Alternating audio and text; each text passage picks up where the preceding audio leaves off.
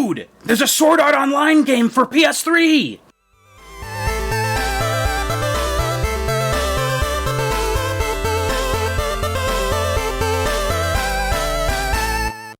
So, this video is going to be just a little bit different from my normal ones, mostly because this game is much more high profile than most of the ones I intend to cover. Sword Art Online Lost Song has, as of the time of this video, gotten an official English language American localization that's been out for a couple months or so. However, at the time I started working on this game, it hadn't been officially released yet.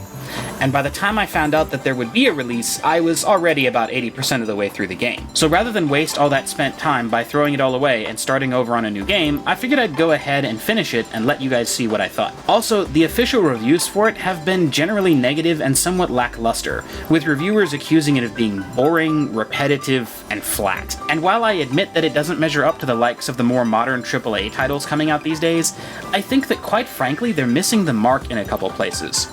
So today we're going to take a somewhat more nuanced look at what Lost Song has to offer and give it the proper Forgotten Games treatment. Also, just so you know, we are going to be reviewing the PlayStation 3 English version that came out in certain parts of Asia, not the official American version that came out recently, which is exclusive to the PlayStation 4 and PlayStation Vita.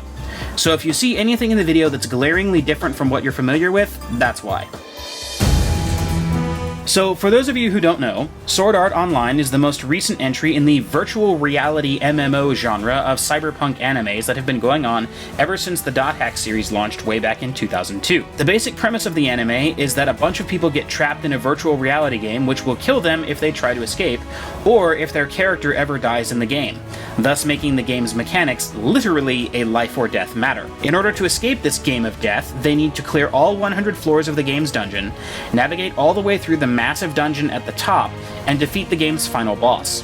At which point the game will end, the world will collapse, and all of the players will be safely logged out of the game and allowed to return to their normal lives. As a plot mechanic, this actually works incredibly well to add tension and depth to the story, since essentially it means that the characters are no longer just playing a game anymore, but are truly and literally fighting for their lives just as they would if they were in real danger, which they are. The mechanics of the game they are trapped in are no longer simply a structure of the way the world is set up, but are literally of overwhelming importance, since proper knowledge and use of them can save or cost real human lives. This fact is probably the single biggest reason why Sword Art Online has gained such a massive degree of popularity in the last couple years, leading to the creation of several more seasons worth of the show, as well as several games that were released in Japan, not all of which we have received here in America. Sword Art Online Lost Song is actually the second game in the series, the first being Sword Art Online Infinity Moment, which started on the PSP but which was later remade and remastered twice for the PlayStation Vita and PlayStation 4 respectively. The game series is set in its own continuity, which diverges from the original story near the end of the first arc. Lost Song itself is set in the world of Alfheim Online, more specifically in a just recently released new update area called Svartalfheim, a series of floating continents where everything from the monsters and dungeons to the bosses and quests are heavily inspired by Norse mythology. Well, I'll give it this much. The game is certainly pretty. Okay, to be more specific, looking just at the game's visuals, it obviously isn't on the same level as things like Okami, Twilight Princess, or anything by Vanillaware, but there's certainly nothing wrong with it. The colors are bright, the characters look good, the monsters and bosses have plenty of visual distinctiveness to them, and everything in it gives off that good, clean anime-style look. So that's a win as far as I'm concerned. Now, of course, there's a huge difference between a game that works, visually speaking, and a game that excels. And Lost Song doesn't excel, but it's certainly colorful and vibrant enough to keep you engaged throughout the experience of it. Now, the part that Lost Song does win on is its character interactions, and here is where I disagree with the mainstream game reviewers. Lost Song's narrative style, not to mention the story itself, is not for everyone, and if you're trying to review the game for the general American audience, then it makes sense to not give it a really great score. The majority of gamers in America aren't big enough into anime and Japanese culture to really appreciate what the game is doing, which, for those curious, is telling you a subdued story about how sometimes it's okay to just enjoy playing a game for the sake of playing the game. You don't always have to be the epic ultimate hero of infinite destiny, single-handedly out to change the world and liberate the oppressed from darkness, with your larger-than-life, impossible for anyone but you actions and choices. Sometimes it's okay to just enjoy being you. and to treasure the time you get on this world with those you care about. Most of the story of Lost Song is told via these little character interaction skits that focus primarily on the characters in the game having normal, day-to-day interactions with each other and with the game's mechanics. And the story's depth is not in some sort of constant repetition of a central theme, or how it's symbolic of some great philosophical struggle. It's in the small details of how the characters react to each other individually and as a group. It's the little details that make the story whole that this game is focusing on. That doesn't make the story great, but it's certainly a much richer narrative experience than I think most of the professional reviewers are giving it credit for. Sword Art Online Lost Song is half action dungeon crawler game and half a visual novel. And for those Americans thinking of taking the plunge into this experience, I would like to strongly point out the novel part of that sentence. At least 40% of the experience of this game is reading. If you're going to crack this game open and you want to enjoy it, then it's important that you think of it as part video game and part book. There will be times where you will spend up to an hour or more doing nothing but reading text while listening to voiceover. Now, if you're an avid reader like some of us, then that's not a bad thing. But if all you want to do is slay the monsters, then it may be best that you go back to Skyrim for a little while. It's also important you understand that there's a large amount of unfiltered Japanese cultural values here. So if you've never understood the anime subculture, then you probably will be a little confused about some of what's going on in the game. And yes, that includes a certain amount of fan service. There's nothing here that I think deserves a mature or 18+ rating, but things can occasionally get a little suggestive. Overall, I would characterize Lost Song's visuals as passable, perhaps slightly better than average, and its story as deep but subtle. Not going to be attractive for everyone, but for the right person, highly enjoyable. If I had to generalize Lost Song's game mechanics, I would say that they are engaging and enjoyable, but that overall they are unbalanced due to an excess of options which results in a relative lack of depth. Now, what do I mean by that? Let's find out. The combat system in Lost Song is simple and straightforward, but enjoyable. You have light and heavy attacks, guard and dodge actions, and a magic bar that you can use to power your special attacks or spells, depending on your preference. There's a total of 16 characters available, split between various races, as well as 9 potential custom characters to choose from. You can form a 3-character party from any combination of characters you like, and each one plays differently. Each race has access to a different library of spells, with about half of the game's spells, mostly the basic ones, being shared between various races, and each race having at least a couple high-level or utility spells that are unique to that race. Each individual character, including any custom characters you create, is proficient in 3 basic types of weapons, and this is where the game's various anime characters become unique, as even within the same race, different characters will have chosen to specialize in different fighting styles. You unlock higher-level spells and weapon skills by using them. A lot. And this is where Lost Song's mechanics both succeed admirably and fail miserably at the same time. Because of the large number of characters and weapon types available, you have a lot of options to choose from in terms of what type of experience you want to have when playing through the game. However, there's an imbalance in terms of the number of characters available for you to try versus the amount of content the game has for you to explore with those characters. Anyone who's ever played a Dynasty Warriors game will be familiar with this problem. There's just not enough game to go around to make exploring every character worth it. Your primary option then is to try all of them a little bit, write off the rest, and go through the game just once or twice with your preferred choice of character and weapon style. But the other downside at that point is that each character, or rather each weapon style, while they are generally depthful enough to keep you engaged for a good while, aren't really polished enough to keep you immersed all the way through the entirety of the game. As you might be able to tell from the video so far, I pretty much stuck to Kiruto's dual wielding for my entire playthrough, and for the most part I enjoyed it a good deal. However, I ended up unlocking all of his dual wielding skills somewhere around 2/3 of the way through the game's story. And once I did that, there wasn't anything else that was new, different, or more challenging for me to do in battle, unless I wanted to switch weapons or characters. There were no ultimate versions of the skills, no combo chaining, no high-level gameplay challenges for me to practice and master, and while there was endgame equipment, all it really amounted to was a sprite change and some higher numbers on my stat screen. In essence, it seems obvious that the development team spent a lot of time making sure you had plenty of options to choose from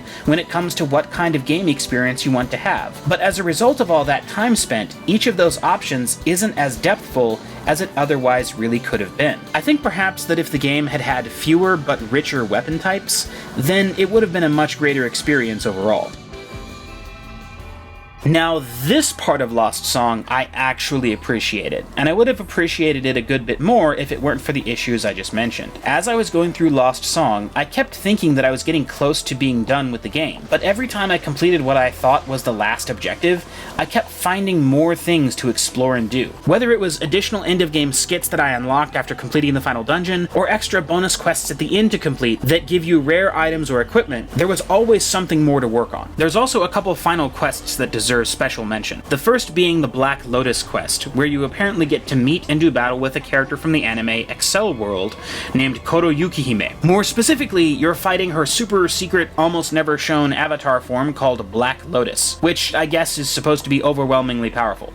Forgive me, I haven't watched Excel World yet. But from what I saw of it, she seemed a pretty cool character. A little distant, but definitely powerful as all get out. A little predictable, which ended up being her downfall, but that may just be because she's an NPC challenge boss in this game, rather than an actual player. When you beat her, she drops Kirito's lightsaber from the Gun Gale Online arc of the anime, which is crazy powerful, and was a pretty nice thing just to have, honestly. The other bonus quest that deserves mention is the Lost Song quest, which, as you can guess, is where the game's name comes from. Or maybe the quest is named after the game. I'm not sure. For those of us who have played RPGs long enough, you will easily recognize this quest as the secret, hidden, optional, harder than the final boss, ultimate challenge only for the truly dedicated quest. This guy is insane. There's multiple stages to this battle, where you have to spend time knocking out various support structures of his body before you can even start to really damage him. And when you finally do get to face him directly, he has so many hit points that even your most powerful onslaughts will barely show any effect on his life bar. It took me almost an hour to finally whittle him down to nothing. It was ridiculous. I will say though that it was worth it,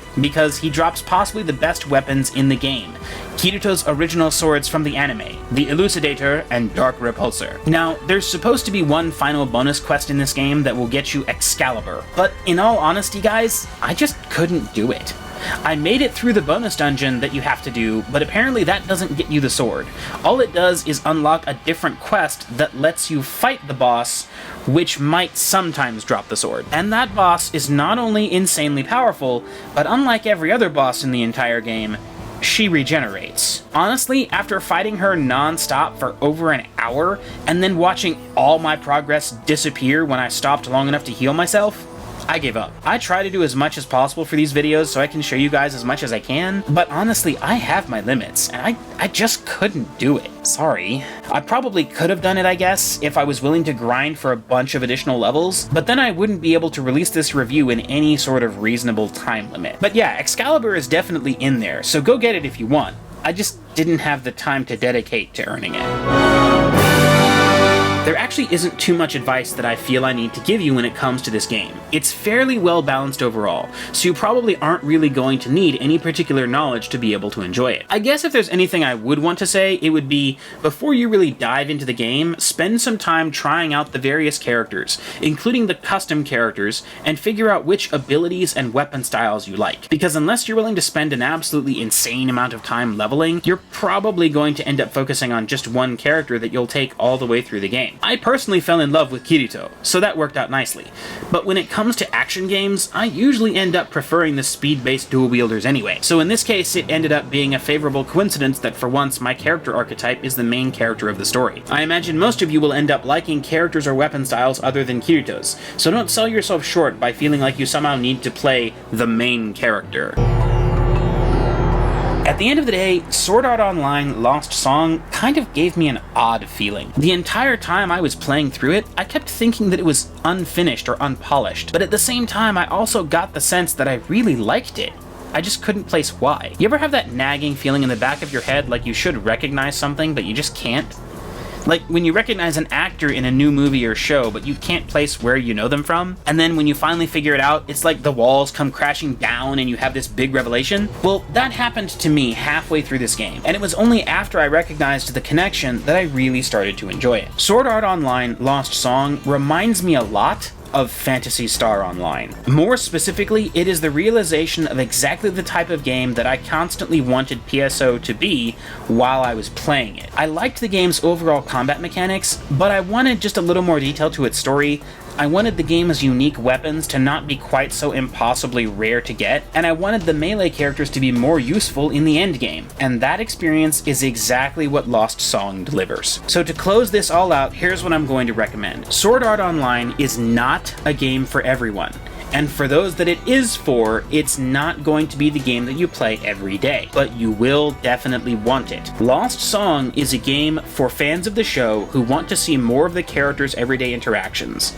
It is a game for anime fans in general who appreciate the animation style. It is a game for people who don't normally play games, but who really like to read books. It is a game that anyone who has some leftover nostalgia about Phantasy Star Online will appreciate, and more than anything else, Sword Art Online Lost Song is an absolutely wonderful, lazy Sunday game. This is the game that you plug in on your quiet day off while it's raining outside, you're worn out from your work week, and you don't want to get worked up playing a game, you just want something easy but enjoyable to do. This is the game you play when you want to either relax and let the story wash over you, or in the case of the dungeon sections, when you are having a conversation with someone and you don't want to ignore them, but you need something to fiddle with while you talk. It is not in any way the greatest game ever made, but it is not a waste of your money. And if you are the right type of person for it, then this game belongs on your shelf. That's all there is for today, guys. I hope you enjoyed learning about this game with me. I certainly enjoyed playing it to tell you guys about it. Please feel free to like, share this episode with anyone you think might find it interesting, leave a comment below telling me what you thought, or letting me know what other interesting forgotten games you think we should cover on the show. You can also use any of the helpful links down below to contribute to the show directly